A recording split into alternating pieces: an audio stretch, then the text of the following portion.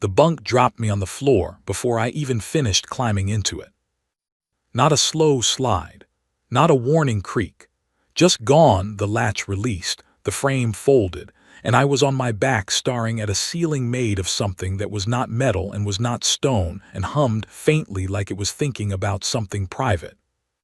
I lay there for a moment. "Well," I said to no one, "that is a thing." Nobody laughed.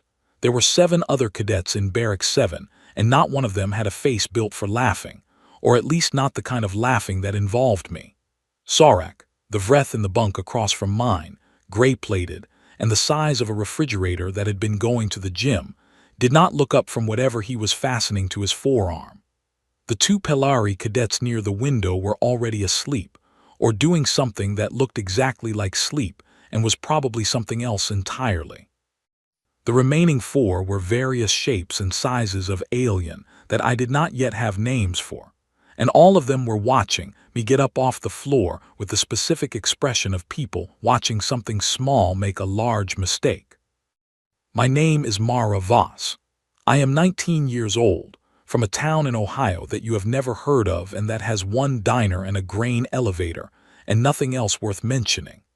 I won a scholarship to the Interstellar Military Academy on Karath Station through a combination of very good test scores and the kind of stubbornness that gets called determination when things work out and stupidity when they do not. I picked myself up off the floor. I found the bunk latch. I studied it for 30 seconds. It was designed for hands with more fingers than mine, or possibly for hands with different fingers than mine, or possibly for something that was not hands at all. I got it on the 4th try. I climbed back in carefully. Barracks 7 was in the lower ring of Karath Station, which meant the gravity was slightly heavier than Earth standard. Not punishing, just enough that everything felt like it weighed a little more than it should. My boots felt like boots filled with wet sand. My ration pack, which I had opened during the bunk incident and which had rolled under the Pelari cadet's bed, smelled like something that had been cooked, buried, dug up, and cooked again in a hurry. I ate it anyway. Hunger does not care about smell. The academy orientation had lasted 4 hours and covered approximately 900 things I needed to know and gave me solid information on maybe 40 of them. I knew my barracks assignment. I knew the mess schedule. I knew that the training rotation began at what the station called dawn, which happened on a 26-hour cycle that did not match anything my body had been told to expect. I knew that there were currently 63 cadets enrolled across 12 species, and that by the end of the first month there would be fewer. That part they had said plainly, without softening it. What they had not said plainly, what I had pieced together from the silences between sentences, from the way certain cadets stopped moving when certain words were used, was what the culling actually was. I had assumed exam. Written test, physical trial, some combination. It was not an exam. The cadet who told me was a Velthan, tall, copper-skinned, four-armed, with eyes that moved independently and a voice that came out slightly sideways, like sound produced by something not quite built for standard language. Her name was something I could not pronounce yet, so I was calling her Vel in my head, and she seemed to accept this with the patient suffering of someone who had given up on something larger. "The proving chamber," she said. "1 cadet, 1 beast, the beast decides." "Decides what?" "Whether you continue." I thought about this, and if it decides no. Vel's 4 arms did something complicated that I interpreted as a shrug. "You go home, if you can still travel." I looked at my ration pack. I looked at the ceiling. I took a breath through my nose, which was a mistake because of the smell, and then through my mouth, which was better. "What is the beast?" I asked. Vel looked at me for a long time. Not the way you look at someone when you are deciding how much to tell them. The way you look at someone when you are deciding whether it is kind to tell them at all. "You will see," she said, "when it is time." The orientation briefing had mentioned the proving chamber once in passing, using the kind of flat official language that means something is so significant that the people writing the briefing had run out of ways to be honest about it. the war beast of Karath, guardian of the threshold, present at the academy since its founding 400 years ago. Every cadet who wished to remain at the academy faced it, every species, every rank, no exceptions. I had written this down. I write things down when I want to understand them and cannot yet. Sarek came back from wherever Vreth go in the evenings and sat on his bunk and looked at me with the particular expression of someone who has decided to say something and is still working out the how of it. "You are the human," he said. "It was not a question." "I am. From the third planet, the wet one. We call it Earth, but yes." He was quiet for a moment. His plating made a sound when he shifted, low and rhythmic like something settling. "The beast has never bowed," he said. "Not once, in 400 years of cullings." I looked at him. "Okay. You understand what I am telling you. You are telling me the beast does not lose." "I am telling you," Sarek said, "that it does not acknowledge, it does not recognize. It has sent home Vreth soldiers who had already survived 3 wars. It has ended the academy careers of Pelari cadets who could lift 4 times their body weight." He paused. "It will not care that you are small." I thought about my father, the mine, the way he had looked at me the morning of the accident before he knew it was going to be the accident, and said the only thing he ever said that mattered. I did not say it out loud. I did not need to. "I know," I said to Sarek, "it will not care about a lot of things." He stared at me. Something moved behind his eyes that I did not have a name for yet. His plating clicked once, soft, like something uncertain. "You smiled," he said, "when I told you." "Did I?" "In the corridor, after the briefing, when I said it had never bowed, you smiled." I thought about this honestly. I did not know I did that.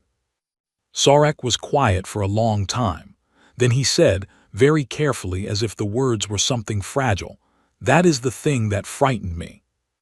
The lights in Barracks 7 went to half cycle. One by one, the other cadets settled into whatever sleep looked like for them. The station hummed.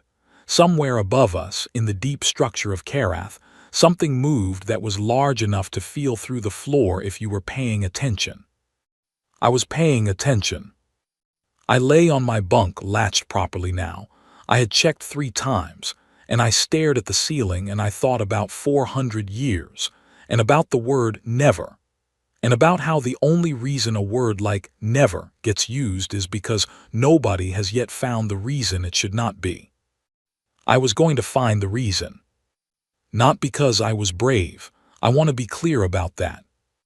Because I was from Ohio, and in Ohio, when something needs doing, you figure out how it gets done and you do it, and you do not make a big thing about it afterward. I closed my eyes. The station hummed. I slept. The cullings started on the 5th day. Not all at once. 1 per rotation, sometimes 2. The academy ran them quiet, no announcement, no ceremony. You were simply told the evening before that your name was on the schedule. You went in the morning. You came back or you did not come back, and either way the rest of us were at breakfast by the time it was over, eating whatever the mess served that tasted roughly like food and not talking about it. I kept a list. I am a list person. My father was a list person.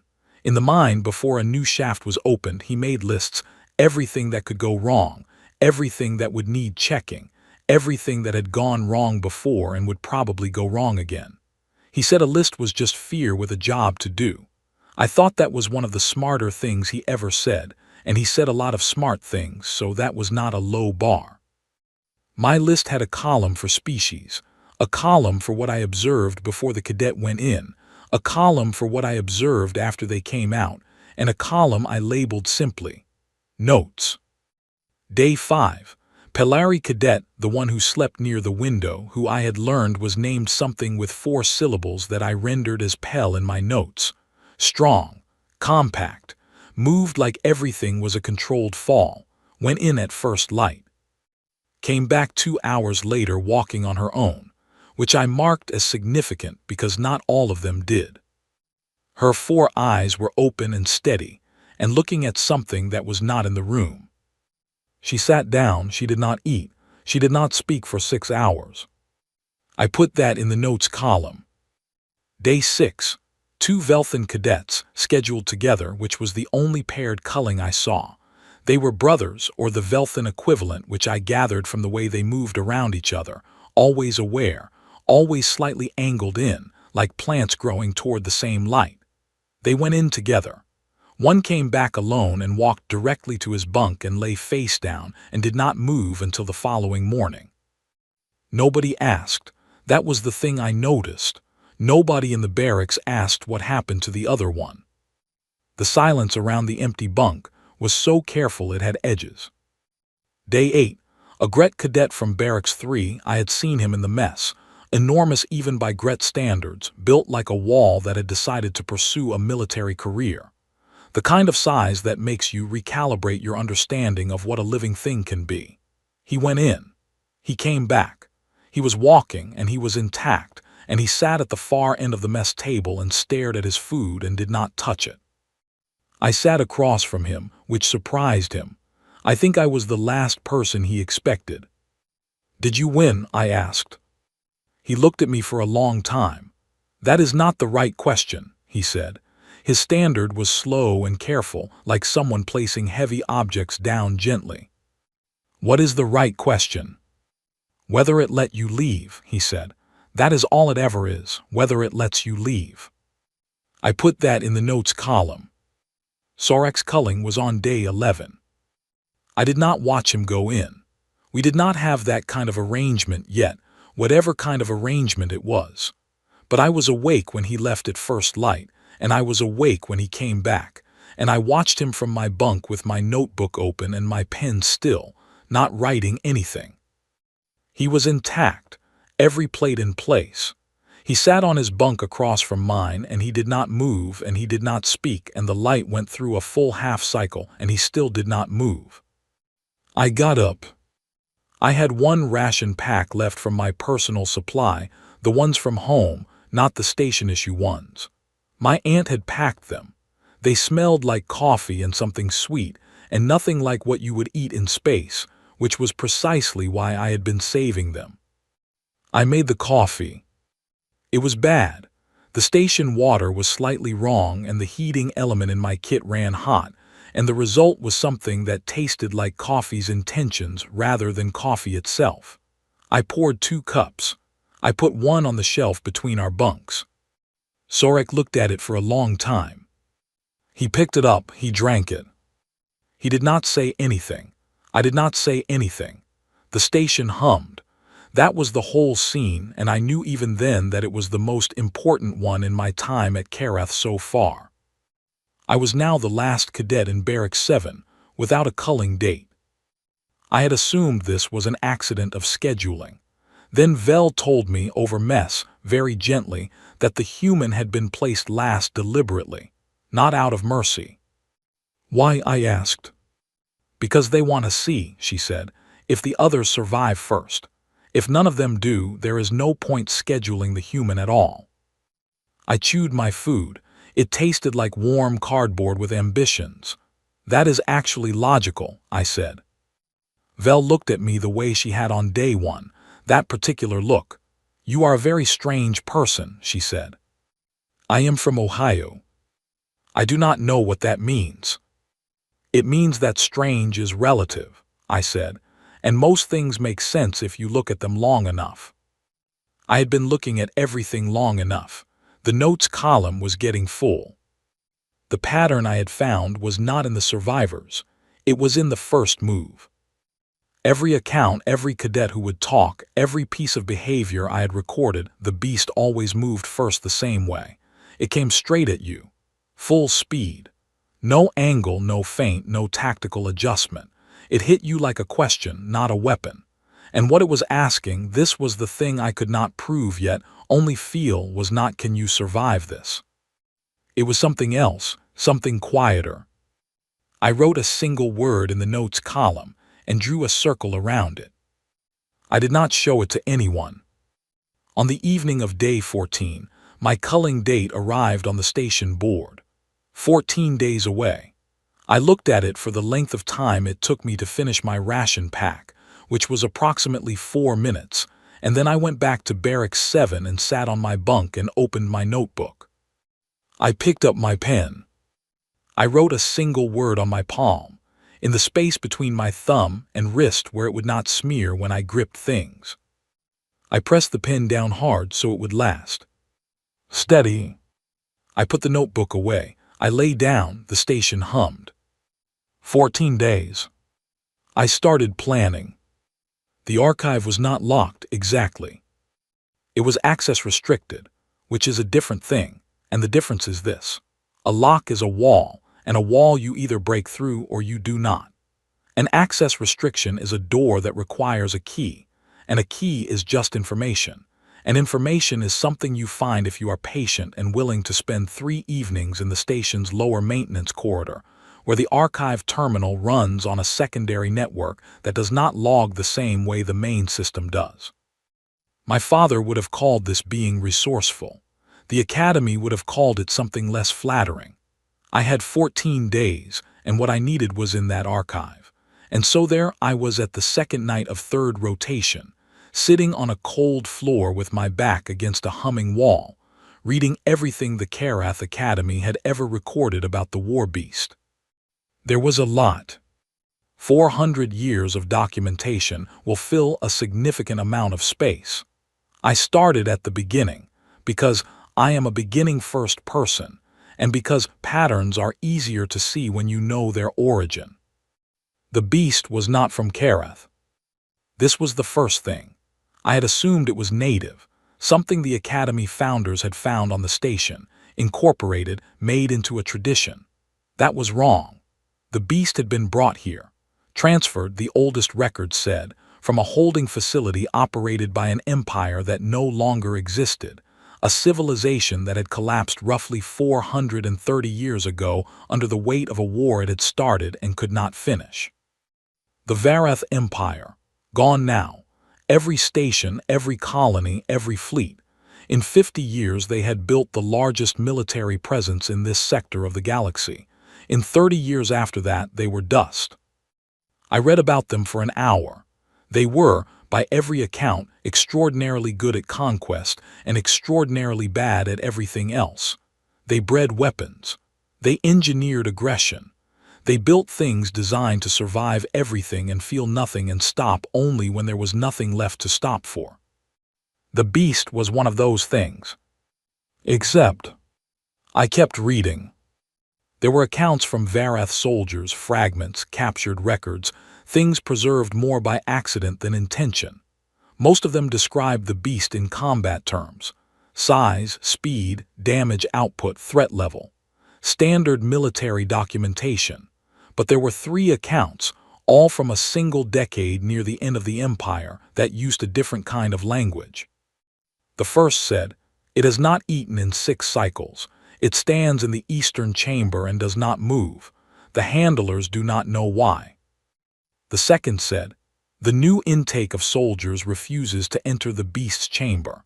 They say it watches them, not the way a predator watches. The way and here the translation got uncertain, the word catching on something I did not have a clear equivalent for in standard. The closest I could render it was, the way a question watches an answer it does not know yet." The third account was the one that made me sit still for a long time. It said, today it did not attack. The soldier entered. The soldier stood. The beast circled 3 times and then lowered its head and held that position until the soldier left. We have no record of this behavior. The commanding officer has ordered the account sealed. I am writing it here because I believe it is the most important thing I have ever seen, and I do not want it to disappear. That account was dated 431 years ago, 3 years before the Varath Empire ended. The commanding officer had ordered it sealed. The Karath Academy had filed it under anomalous and moved on. I read it 4 times. Then I started looking for the footnote I had noticed in the preliminary index. Just a reference, just a number. Filed under post-transfer behavioral records. And it took me another hour to find, because it was buried under 17 layers of cross-referencing that seemed almost designed to be inconvenient. 70 years ago, a cadet, species unrecorded, which was itself unusual, the Academy recorded species on everything. The culling had lasted 4 hours, which was far longer than any other on record. The beast had not attacked. The cadet had emerged without injury. The beast had been observed through the chamber's external sensors in a posture that the recording officer had described with careful academic language as inconsistent with standard threat display, possibly analogous to submission. Flagged for review.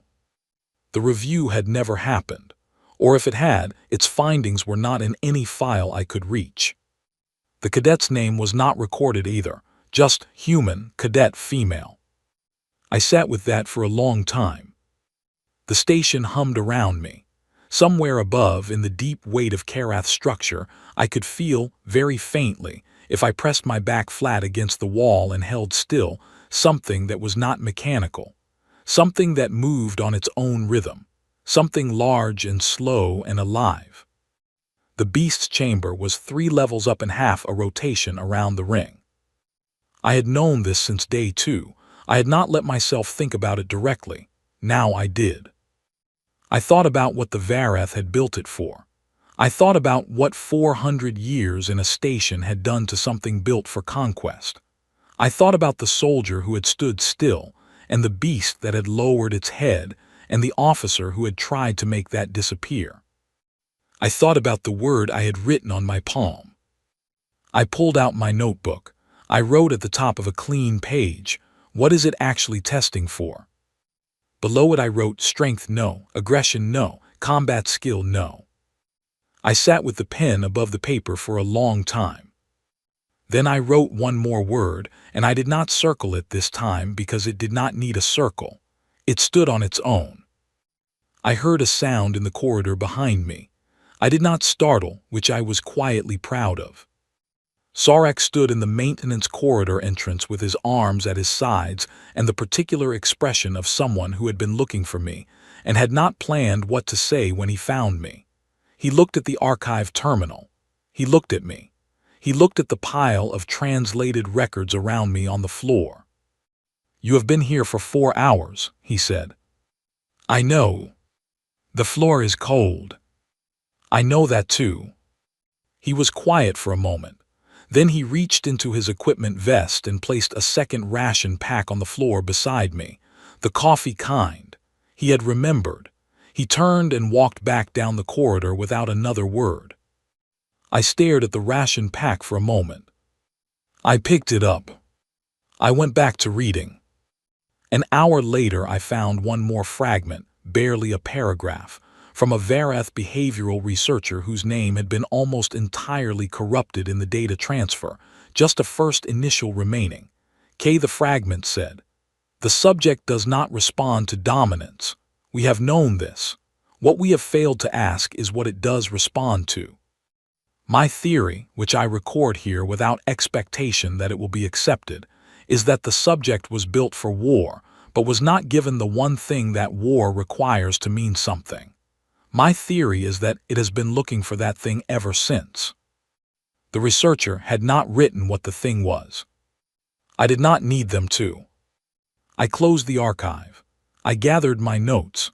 I stood up, and my back was stiff from the cold floor, and I stretched until something cracked in a way that felt like relief. I looked at my palm.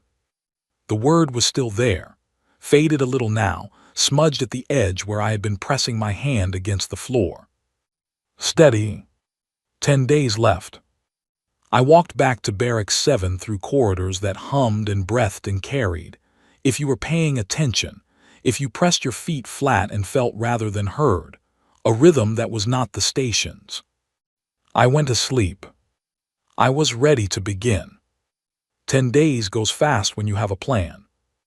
It goes faster when you are spending those days convincing every part of your body and brain to cooperate with a plan that every reasonable instinct you own is loudly opposed to. I ran the corridors every morning before first rotation, which the other cadets observed with the kind of patient puzzlement you give to something small doing something unnecessary. I ate everything I was served regardless of smell or texture, because I needed the fuel, because in my experience the body will do what you ask it if you have been honest with it about what is coming. I slept on schedule. I kept my notes. I drank the bad coffee and made some for Sarek when I had the supply, and he drank it without comment, which I had come to understand was his version of warmth. On the last evening, Vel found me sitting outside Barracks 7 in the corridor with my back against the wall, and my knees pulled up. She sat beside me. She did not ask anything. That was why I talked. "The Velthan soldier," I said, "from your records, the one who stood in the chamber for an hour before the beast moved at all. What was he doing?" Vel was quiet for a moment. "Praying," she said. "I thought about that. Did it work?" "He survived." She paused. "He also did not return to the academy. He said he understood something in there that made everything afterward feel like a smaller thing. He went back to his home world and grew food." "That sounds like it worked to me." Vel made a sound that was her version of a laugh, low and sideways. "You are very unusual, Mara Voss." "I am from Ohio." "You keep saying that. It keeps being relevant." She stood. She put a hand on my shoulder, brief, careful, the gesture of someone who was not entirely sure how humans received contact. "I will be at the observation port," she said, "when it is your turn." I nodded. She left. I sat for a while longer. I looked at my palm. The word was almost gone. I had been in the station 24 days, and the marker had faded to a shadow of itself, just the ghost of letters if you knew what to look for. I did not rewrite it. I went to sleep. In the morning, I went to the proving chamber. The walk took 7 minutes. I know because I counted, not because I was nervous, but because counting is a thing your brain does when it needs something to hold onto. The corridors were empty at first light. The academy ran quiet in the early rotation, most species still in their equivalent of sleep. My boots were loud on the floor. My breath was visible in the cold air near the lower ring. The chamber door was a single slab of something that looked like dark stone and was not stone, set into the wall with no visible hinge or mechanism. There was a panel beside it. I pressed my palm to it. It read my print. The door moved back into the side with a sound like something very old being asked to move one more time. I went in. The chamber was larger than I had pictured. I had pictured a room. This was closer to a landscape, a vast, dark, vaulted space that rose overhead into shadow, with a floor of rough-cut material that caught the low amber light and gave nothing back. The air was different inside, warmer, heavier. It had a smell that I did not have a category for, something between rain on dry earth and the inside of a room where something large had been sleeping. The door closed behind me. I stood still, I breathed, I let my eyes adjust. For a long moment there was nothing, just the chamber and the amber light and the sound of my own breathing. Then from the far dark, something moved. I had read every description in the archive.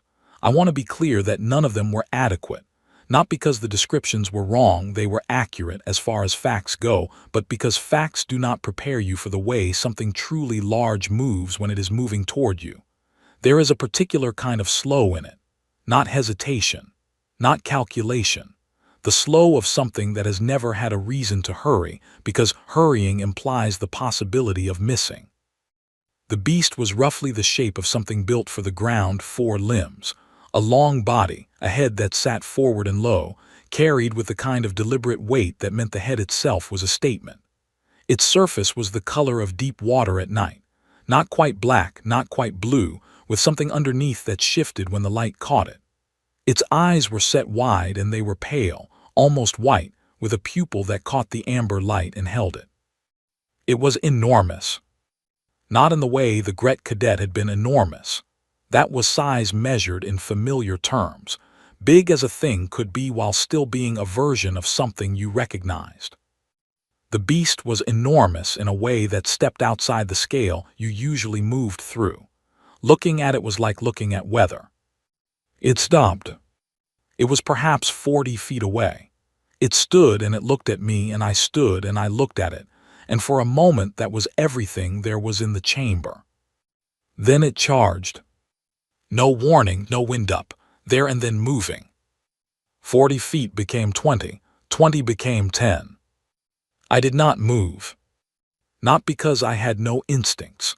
Lord have mercy, every instinct I owned was filing an immediate and unanimous objection. My heart hit my ribs like it was trying to leave.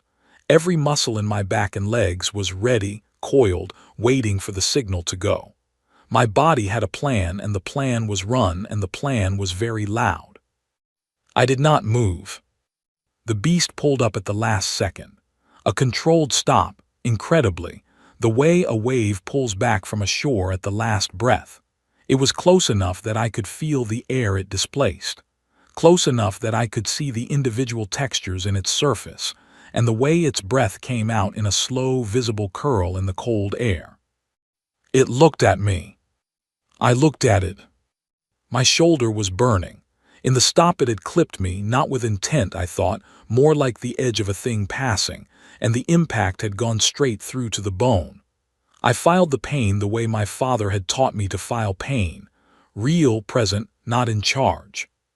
The beast stepped back, its head tilted slowly to one side. In the archive I had read that tilting behavior. I had marked it. I had circled it twice. It was the same posture as 431 years ago, the same as the unnamed researcher's fragment, the same as the sealed Varath record.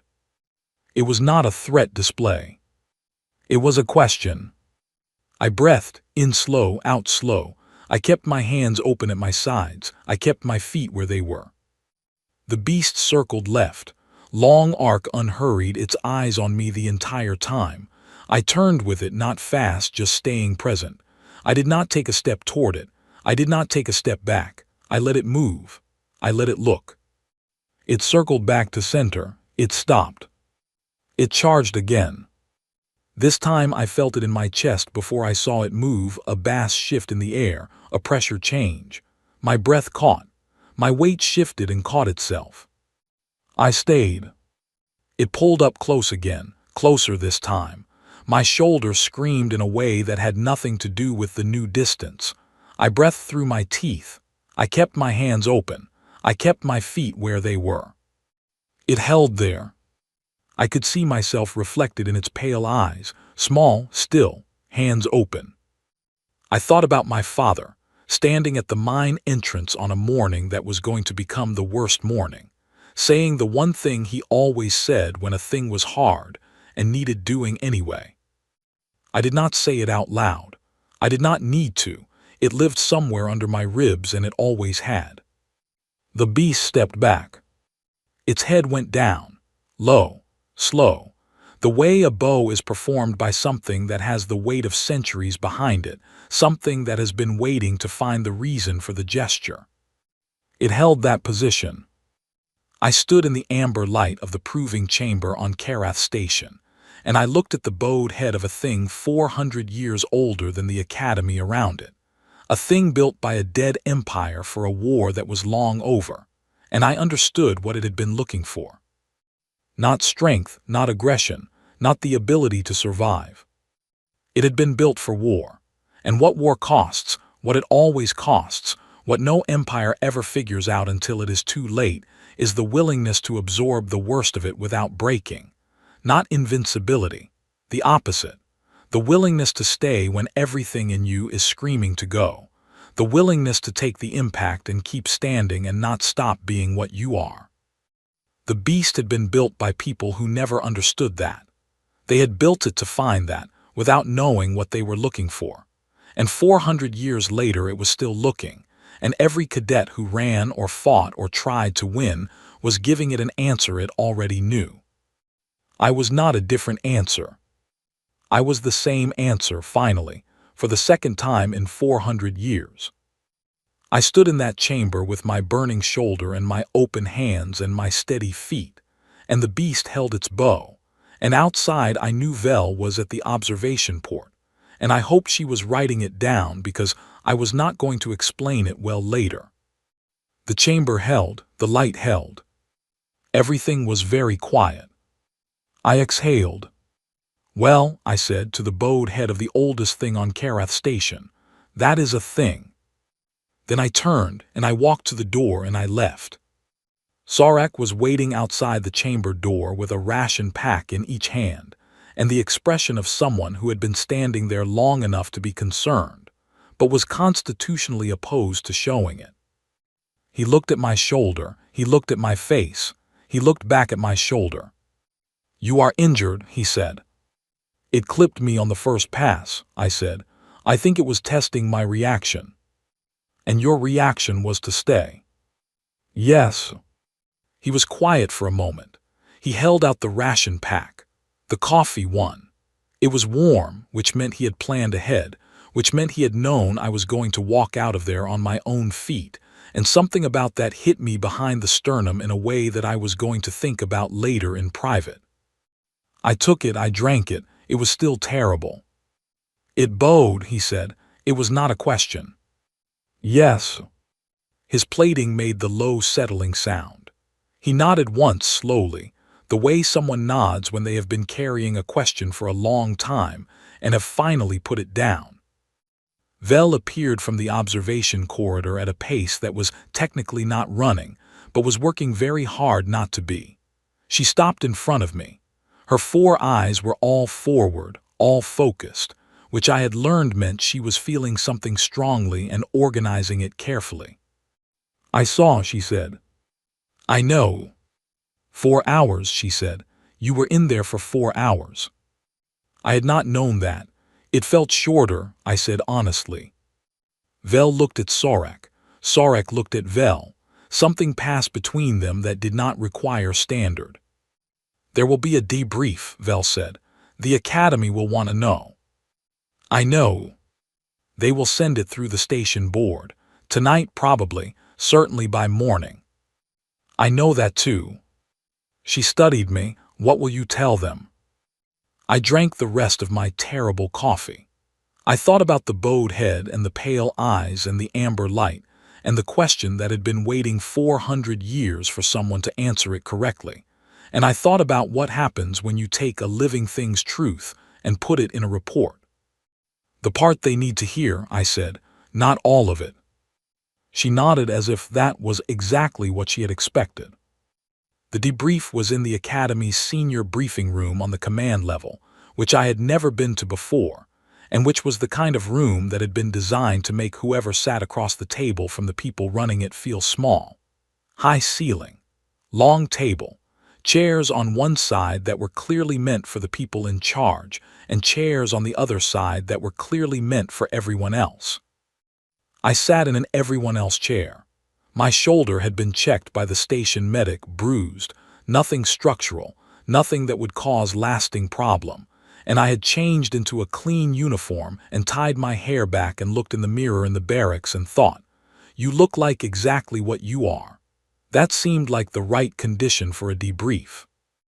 There were 7 of them across the table. 4 were Academy brass species I recognized from the orientation briefing, ranks I had since learned. 2 were xenobiologists in research uniforms. The 7th was a Vreth officer, older than Sarek by what I estimated was several decades, with commendation marks running the full length of his upper plating. He had the kind of presence that rooms rearrange themselves around. They had the observation port recordings. They had the sensor logs from inside the chamber. They had, apparently, already been in contact with 2 off-station research institutions that had dispatched people on the first available transport when the station board flagged what had happened.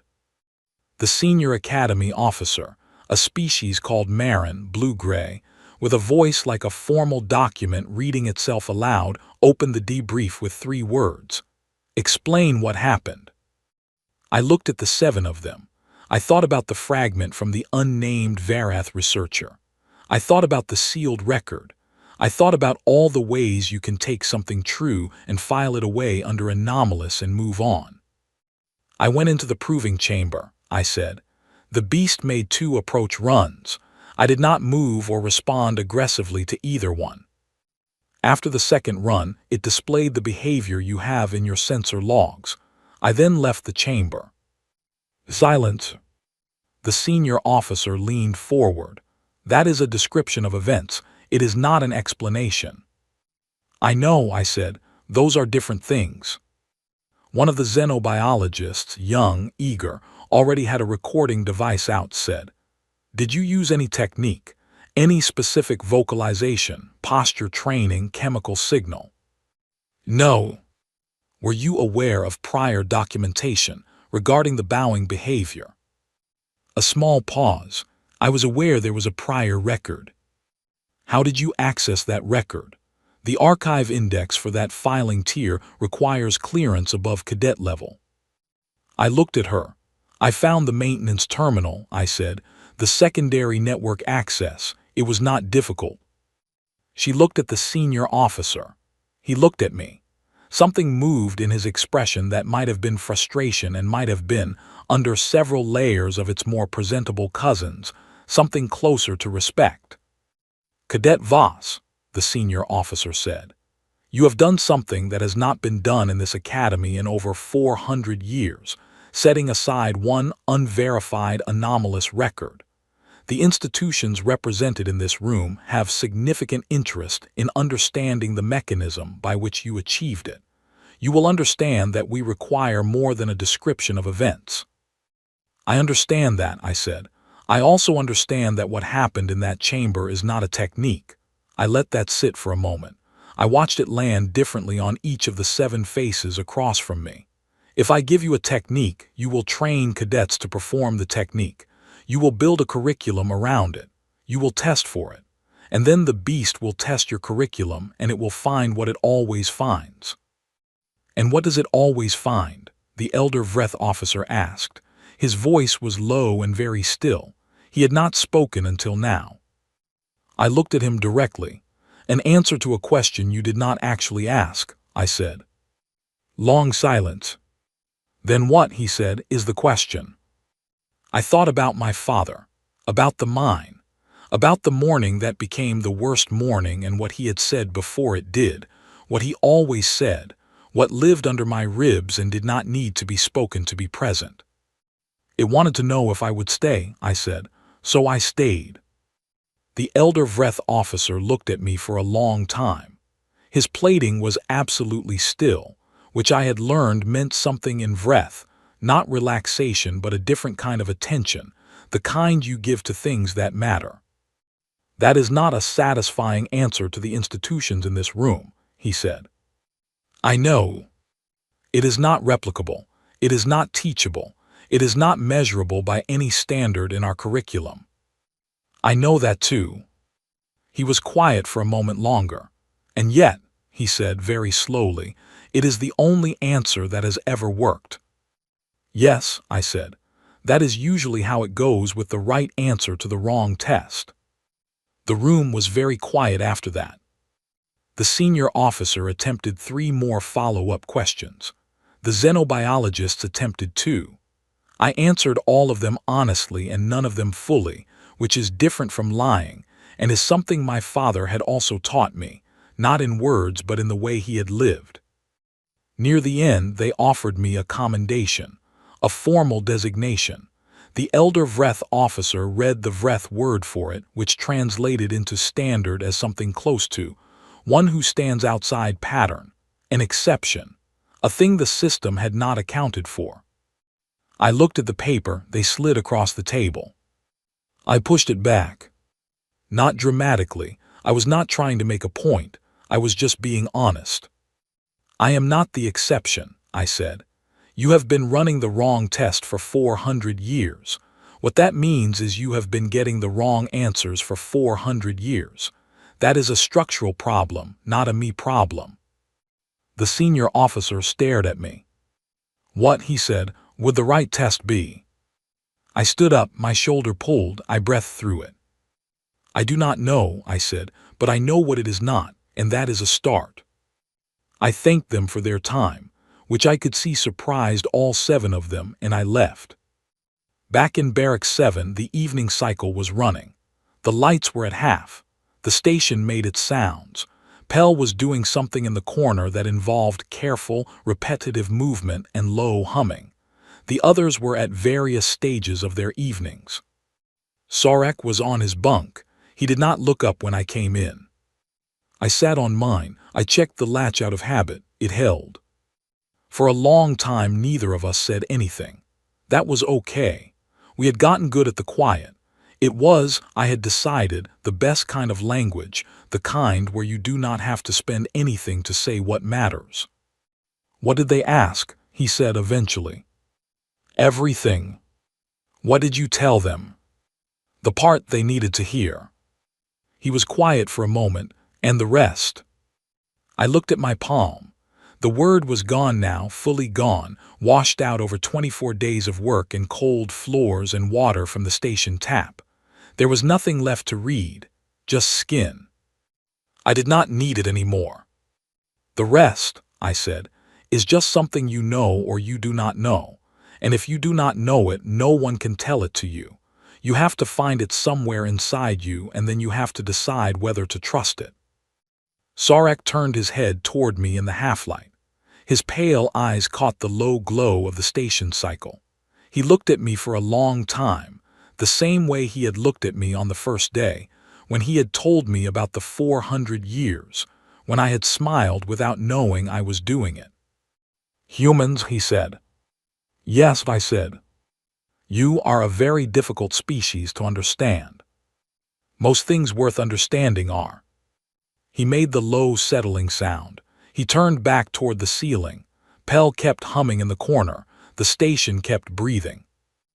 I lay back on my bunk. I looked at the ceiling that hummed like it was thinking about something private. I thought about the chamber and the amber light and the thing that had waited 400 years for an honest answer. I thought about the paper I had pushed back across the table. I thought about my father and the mine and the word I had written on my palm that I did not need to write again. I thought about what it means to stay. Not to win, not to dominate, not to be the exception that breaks the pattern. Just to stay, breathing, open-handed, present. To be so completely and entirely what you are that there is nothing left to test. That was the thing the Varath had built their beast to find and never could name. That was the thing the Academy had filed under anomalous for 400 years. That was the thing that every curriculum and commendation and designation in every briefing room on every station in this galaxy could not contain in a document. It did not have a better name than the one it had always had. It was just the oldest, plainest, most difficult thing there was. And it was the most human thing I knew. The station hummed. I closed my eyes. I slept.